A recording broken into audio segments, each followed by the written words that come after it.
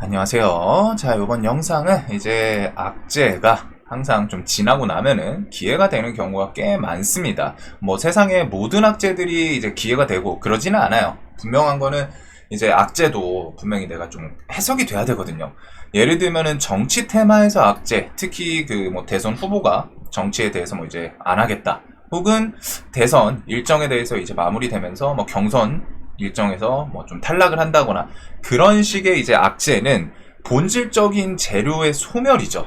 그렇게 되는 경우에는 우리가 좀 여러 번 봤던 것처럼 뭐 시세에 대해서 거의 줬던 거를 좀 주르륵 반납을 해버립니다. 대선 시즌에 이렇게 해서 시세를 줬다가 그거 거의 스타트 부분까지 밀어버리고 그 다음에 이제 뭐 홍준표 관련 주들 보시면은 이런 식으로 시세를 줬던 것보다 더 밀리고, 물론 얘도 이제 초창기 스타트는 욕이었어요. 욕이었는데 이렇게 올려오는 거를 다 반납을 했죠. 뭐 이후에 나중에 뭐 재료를 붙이면서 붙여서 반등 나오는 경우도 있기는 한데, 중요한 거는 이 종목을 끌어올린 재료에 대해서 본질적인 재료에 대한 훼손, 그런 주가를 상승시킨 원동력을 훼손시키는 그런 재료는 좀 조심하기는 해야 됩니다. 근데 이제 얼마 전에 미중 관세 갑자기 딱 협상, 트럼프가 슬쩍슬쩍 시동을 SNS를 통해서 걸더니 중국이랑 뭐 좀 제익이 잘 되고 있고, 관세 협상에 대해서 뭐 발표하겠다 하면서 발표가 나왔었죠. 그리고 그거에 대해서 이제 수혜 섹터로 자연스럽게 이제 반도체, 그 다음에 뭐 이제 자동차 이런 종목들이 좀 힘을 줬었고, 반사 악재 피해 그런 거에 대한 이제 피해 관련 주들로 태양광, 중국산 태양광에 대한 규제를 통해서 우리나라 태양광이 이제 좀 더 잘 팔릴 수 있다 이런 내용이었는데, 갑자기 중국이랑 친해져? 화해하네? 그러면은 태양광에 대한 관세가 당연히 좀 낮아질 수 있겠죠. 그러면 중국산 태양광들이 경쟁력, 뭐 가격적인 측면이라던가 경쟁력이 부각될 수 있으니까 우리나라 태양광 관련주들한테 반사로 악재가 될 수 있는 부분이 작용하면서 이런 식으로 하나솔루션이 그 전에 실적 발표가 좀 좋게 나오고서 상승 추세를 이어가고 있었는데, 그 관세 협상 이슈 나오면서 이렇게 좀 출렁했었죠. 해가지고 3만원까지 한번 좀 밀렸었습니다. 밑꼬리 달고 좀 버텨준 건 좋기는 했는데, 이런 식으로 출렁했고, 그 다음에 이 조선 시리즈, 하나오션 같은 경우는 지금 산업은행 매각 리스크가 계속 좀 존재를 해서 얘는 조금 움직임이 더뎌요. 그리고 대신에 이제 조선주들도 이날 같이 밀렸었죠. 왜? 중국이 조선, 지금은 제가 알기로는 일단 세계에서 1위 국가이다 보니까, 원래 조선 쪽도 오른 게 중국이랑 미국, 트럼프가 이제 취임하면서부터 패권 다툼, 그걸 통해 가지고 동맹국들 중에 조선 실력 좋은 곳이 어딘가 봤을 때 이제 우리나라랑 뭐 조금 넘어가면 뭐 이제 일본 이 정도가 될 수 있는데, 우리나라 조선이 그만큼 실력이 좋단 말이에요. 세계 중국한테 밀려나기 전까지는 우리나라가 세계 1위였죠.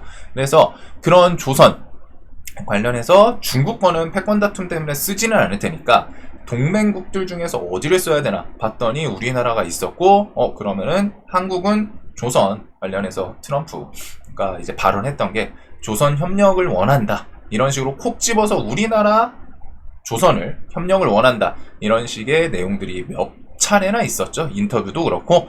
그래서 그런 힘을 통해 가지고 뭐 조선주들이 쭉 상승을 했었어요. 전체적으로 이쪽이 이제 뭐 메가사이클 그런 개념이 있다 보니까 흐름이 좀 얘네는 오래 갑니다. 그냥 단발성이 아니라 막 몇 년 단위예요. 막 3개월, 반년, 1년 뭐 이런 느낌이 아니라 년 단위로 갔다가, 조선 같은 경우에는 배 하나 만드는데 그만큼 시간이 오래 걸리기 때문에 사이클이 길어요. 일반적인 테마보다.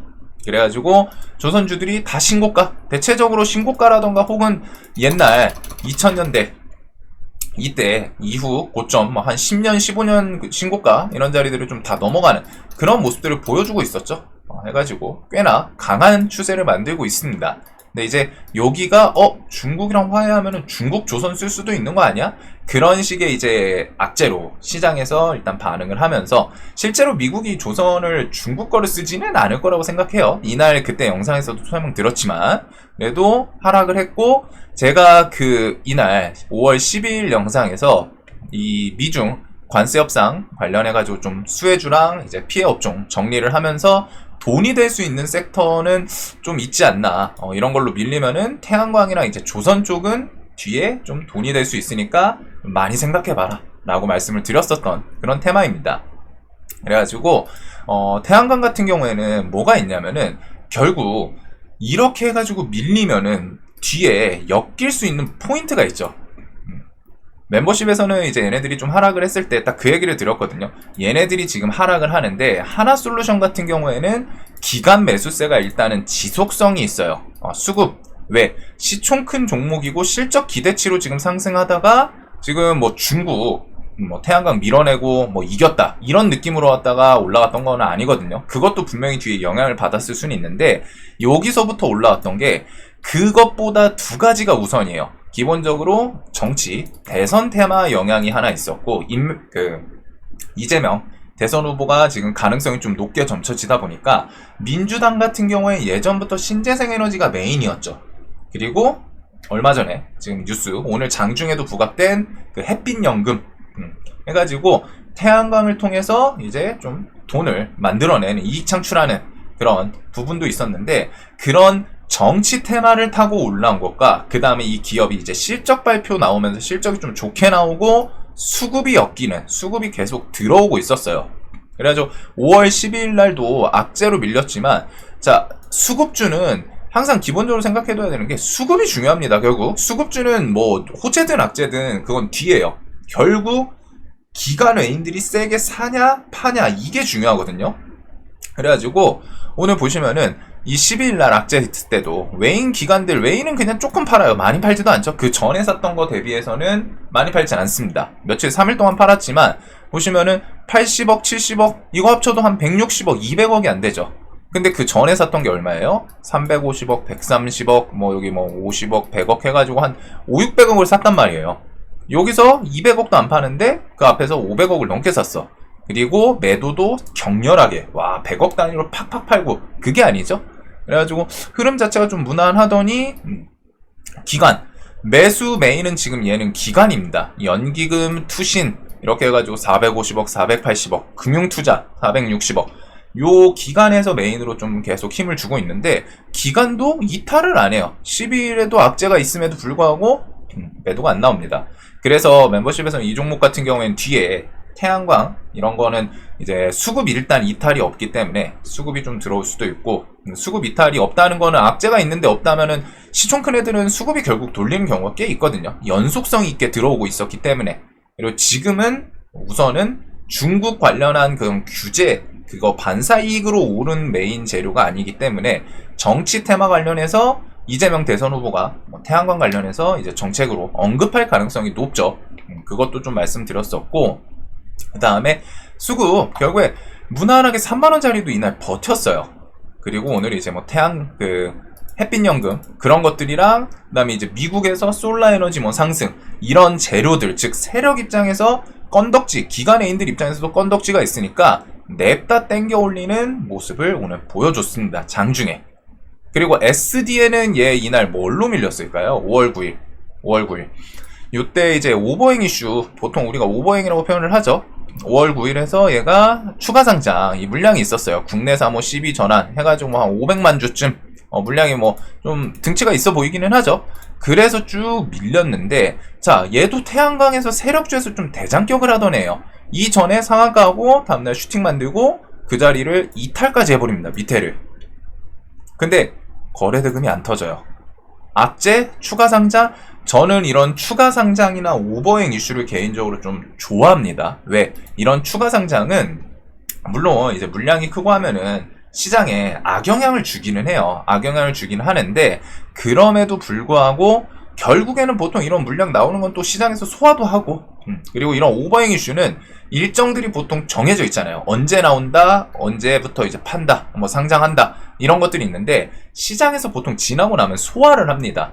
이게 5월 8일 시간에서 나오고 상장일은 5월 13일이에요. 그래서 5월 9일날 시간이 이때 한가였나요? 해가지고 좀 밀리고 한가 아니었나 보네요. 요거 이날 이렇게 해서 나왔나 보네요. 해가지고 5월 9일 추가 상장 이후에 뭐 주르륵 밀려요.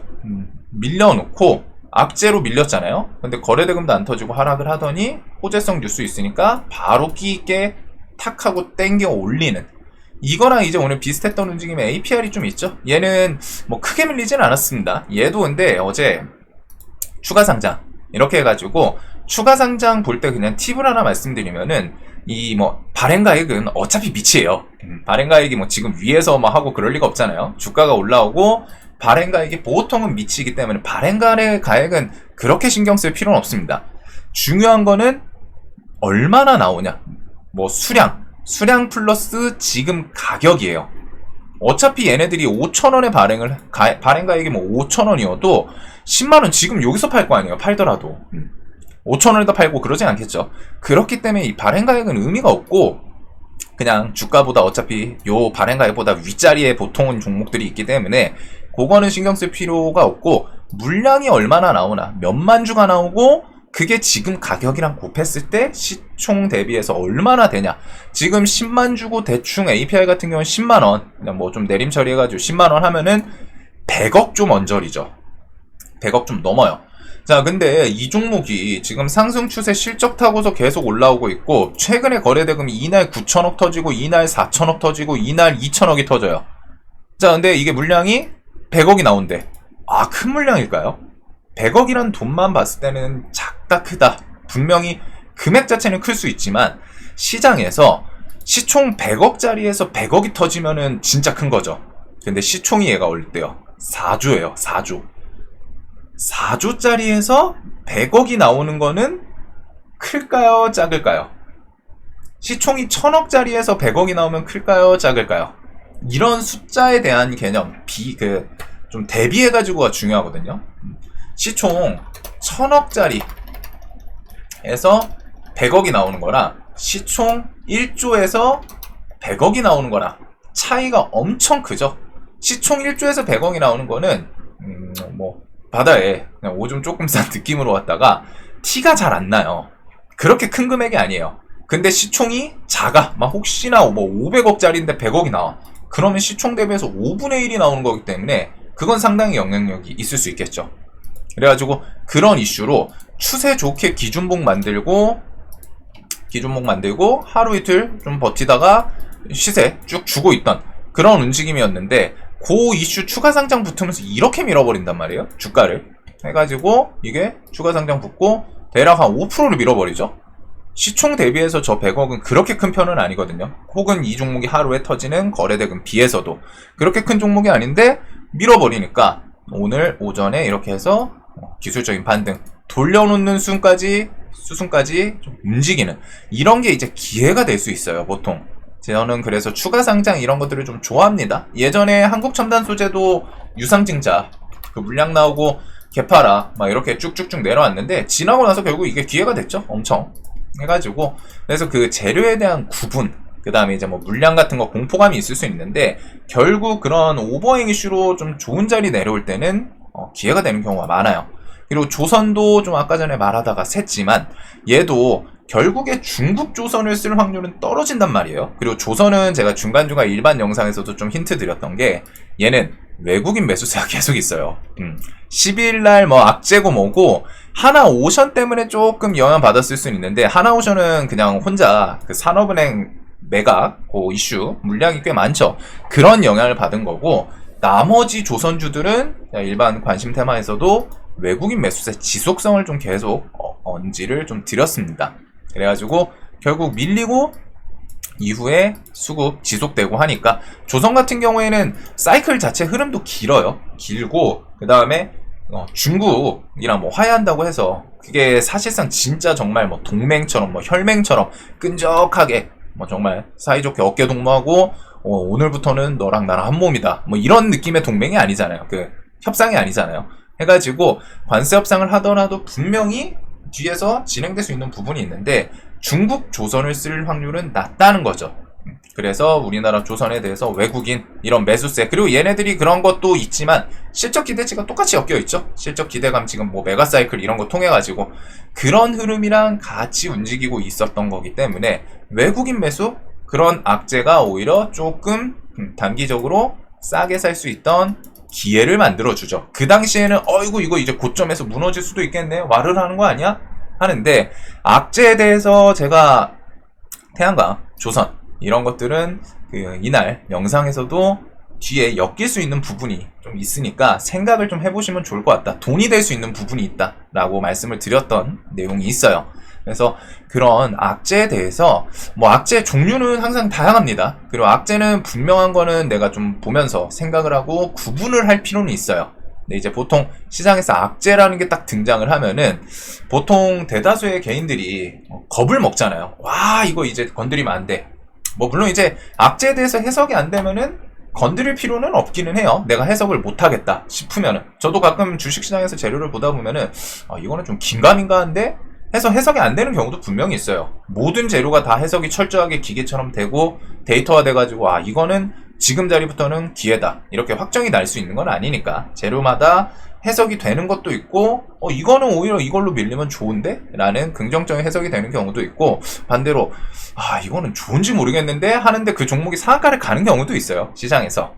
근데 분명히 중요한 거는 내가 그런 부분들에 대해서 이거 생각하기 어려워 하고서 그냥 포기를 하는 순간은 끝이기는 합니다.